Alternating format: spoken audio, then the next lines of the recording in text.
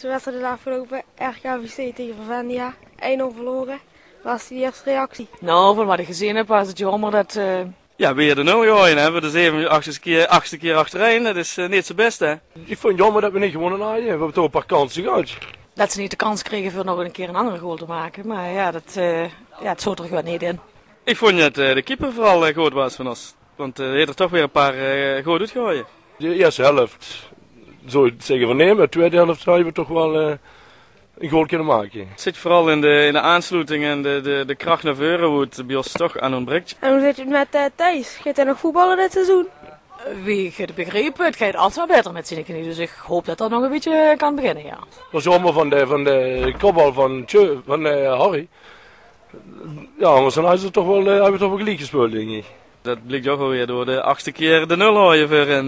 Maar aan de andere kantje, de kans hoeft er maar net in te zetten en dan is het gelijk en dan was het ook verdiend geweest. Dat is natuurlijk niet zomaar. Ja, oké, dankjewel. Goed zo.